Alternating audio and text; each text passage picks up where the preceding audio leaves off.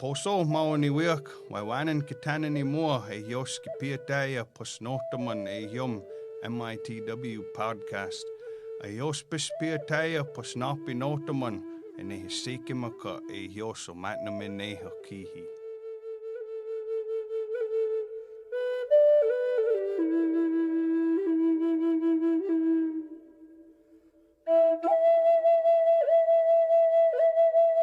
Dibs on the intro this time.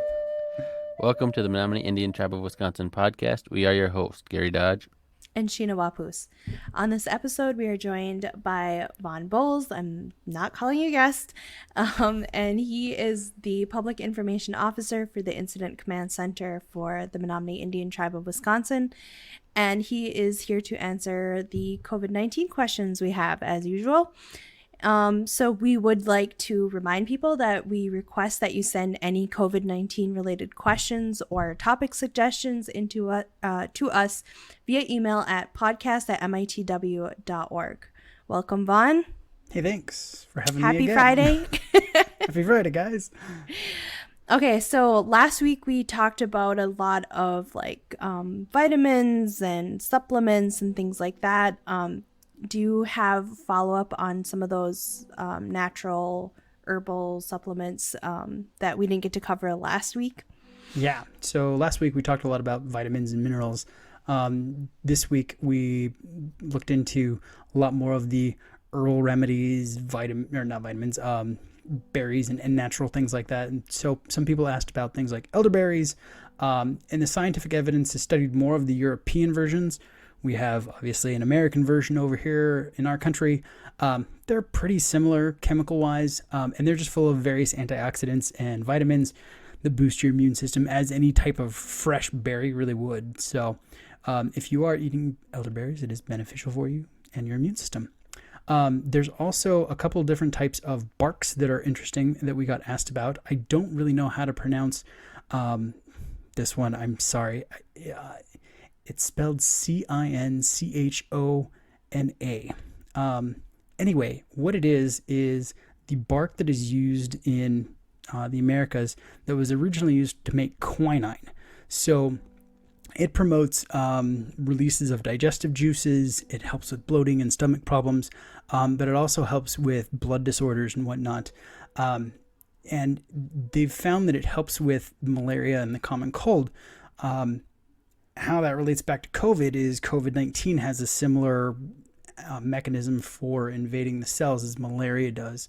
And so you could extrapolate that this specific bark could help with COVID, not scientifically backed, but it might help. Just throwing that out there. We were asked about licorice root, which is used for anti-inflammatory purposes and swelling, but it's not really that great for respiratory conditions. Additionally, someone asked about naproxen, which is a non-steroidal anti-inflammatory. It's not an herb, I understand that, but it's used to treat inflammation issues, chronic inflammation issues. It's not something you take if you injure yourself. And it probably won't help with COVID at all because that's more of a respiratory condition, even though it does trigger some anti-inflammatory conditions throughout the body. That said, they asked about black walnut, which contains high concentrations of tannins that help reduce pain and also dry up bodily fluids like mucus. So that could be a symptom support, not really a cure, but it could help, make the whole endeavor of being sick slightly more pleasant if you were taking that. Additionally, people asked about wormwood. Wormwood was also used to treat malaria if you made a tea with it. Just like we said, because they have a similar mechanism of action, wormwood might help. Not a cure, but helpful. And then the last thing, someone asked about dexamethasone, which is a corticosteroid, which is used to reduce your inflammation again, calms down an overactive immune system. They haven't looked into how this would affect COVID, but in some cases the immune system does get overstimulated. May help, may not. The court's out on this one. Don't take extra dexamethasone for COVID if you have it. So that's the follow-up we have on some of the herbal remedies and stuff out there. Okay, thank you. Yeah. So it's been in the news recently about some issues with hand sanitizer and some recalls. Can you talk about that a little bit? Yeah, so the recall issues, if you go to the CDC website, it'll give you a full list of all the hand sanitizers that have been recalled. They've been finding trace amounts of methanol, which is a wood alcohol, and 1-propanol. These two contaminants can get absorbed either through the skin, or if a child has hand sanitizer and sticks their hands in their mouth, obviously they've digested it. And the problem with this is both of these chemicals can cause blindness and seizures, and if you get a high enough concentration, it can kill you. Obviously, if you're a child, it doesn't take nearly as much, and so that's why they've recalled a lot of these hand sanitizers from the market. They include things like, the Hello Kitties hand sanitizers, some Clean and Clears. There's an Assured with aloe. You mainly want to stick to a hand sanitizer that they say has a minimum of 60% ethanol or isopropyl alcohol. But if you can find a hand sanitizer with 70% or higher, you want to go with that. That's obviously a stronger concentration, and it'll be more beneficial for removing viable viruses or deactivating viruses on your hands. That said, stick with soap and water. That's always the best policy if you have it. So yes, there's been a lot of recalls. We can actually put a link to the CDC website if you want to check for specific ones to see if you have one of the recalled sanitizers at your house right now. And then I had kind of a follow-up question that you reminded me of. I had heard that actually a lower percentage of alcohol is more effective than a higher percentage or something like that. Is that any truth to that? So it kind of depends. If you're dealing with bacteria, that can be the case. And the science is kind of convoluted on how that works, but it essentially allows for rupture of the cellular membrane. It doesn't always work the same with viruses because their lipid protein coats are different than bacteria. But yeah, with bacteria and stuff, 60 and 70% concentrations for hand sanitizers are really effective. So that's why they say, have a minimum of that. Some of the higher concentrations might be more beneficial for viruses and stuff. So yeah, there is truth to that. It kind of depends on what you're trying to kill. Mm-hmm. Okay. So I had a question, as far as like false negative tests go for, COVID-19. I had some people that had told me personally that they felt like they had it. They had all the same symptoms that they would have with COVID, like lost sense of taste and smell. And they had been around somebody who was positive, but yet they tested negative. So what are the chances that that's a false negative? So false negatives do occur. They occur with any type of testing, really. And it kind of depends on the method of testing and the machine that's processing the sample. That said, they've looked at some of the different types of COVID tests out there. They've found that false positives can range anywhere from like 5% to 30%. But they've also found that if you are in direct contact with someone that has COVID-19, and it's been a very, it's like a very recent exposure, within a couple days, if you're tested at that point, you're much more likely to get a false negative, and it'll say that you don't have the virus. The reason for that is there hasn't been enough viral buildup in the system for that specific type of test to confirm the presence of the virus. That's why if you've been exposed to someone with COVID-19, or you get a call from a healthcare professional saying you've been in direct contact, they usually have you wait about 4 days before they start doing testing, because that's when people start to exhibit symptoms, usually in that 4 to 5 day window, and that's usually when there's enough virus built up in the body to confirm whether or not it's true. So yes, false negatives happen more frequently the closer you are to your initial exposure.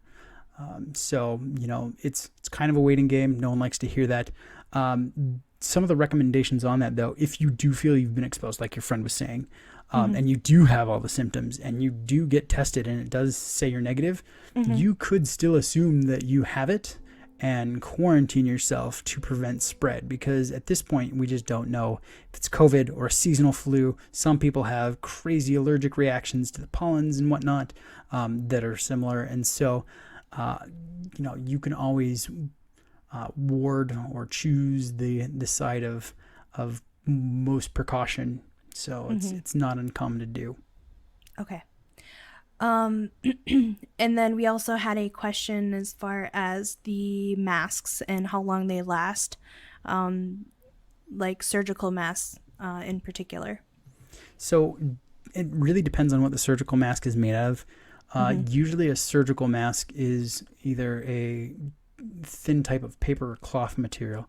Those are usually only good for a one-time use situation, especially if you've come into contact with someone that has COVID-19.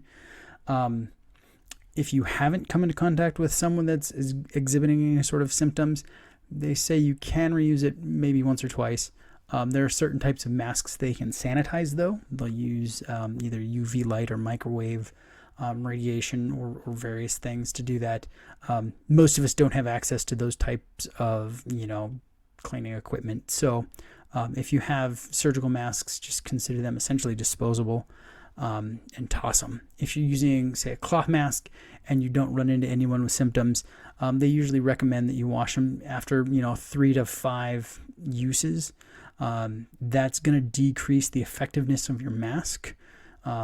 So keep that in mind. If you have come into contact with someone who has symptoms while wearing a cloth mask, you definitely want to wash it immediately after. And again, remember, try not to touch the exterior of the mask when you're taking it off, because then you can contaminate yourself or, your environment around you. Okay, and then with the Shawano County Fair coming up, will that put us back into phase 1 for the tribe? Oh, that's a wonderful question, Gary. And the hypothetical questions are always the best.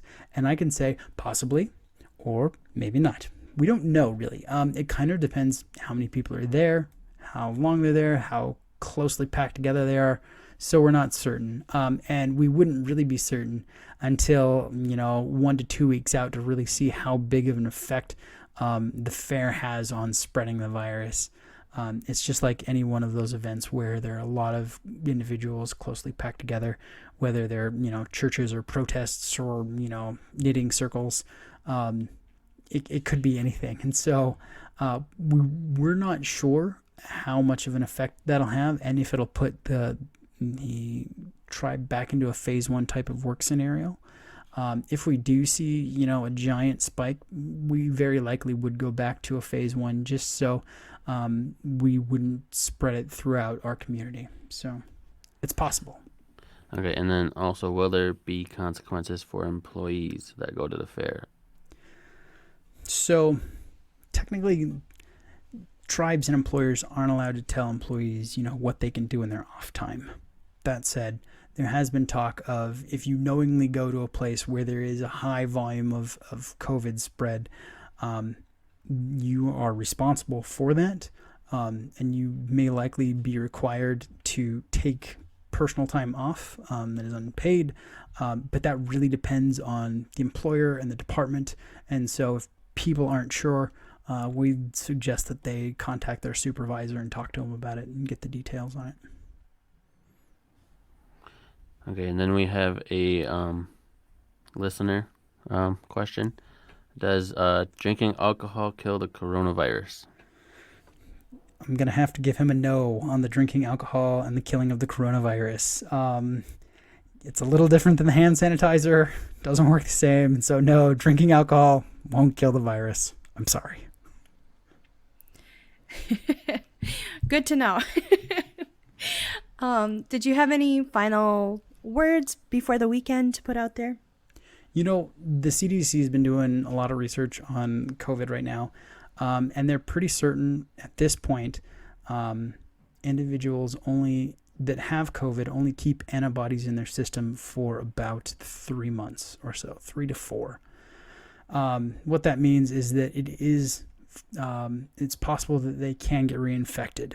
It doesn't mean that it's going to be as bad, but it has the possibility to be as bad or worse. The immune system's kind of fickle that way. However, they are finding people that have been infected, even though their antibodies might decrease, still have a T cell immunity, which is part of their white blood cells. And so that's positive. And so there's been talk of, a vaccine not working or a vaccine working. It is possible that, we might be able to make a long-term vaccine that promotes a T cell response. And so, they're looking into it more. Antibodies aren't the end-all be-all. They're helpful, but there's still hope and possibility that there could be a viable vaccine out there on the horizon. So just wanted to give people a heads up about that. Waiwanan for listening to the Menominee Indian Tribe of Wisconsin podcast. You can find us on Apple Podcasts, Spotify, and Stitcher. You can also listen to the podcast on menominee-nsn.gov under the Community tab. And keep up to date by following us on Facebook at MITW Podcast. We do weekly updates with Vaughn, and again, we welcome any community questions or topic suggestions that you have regarding COVID-19, so please send those to us via email at podcast@mitw.org.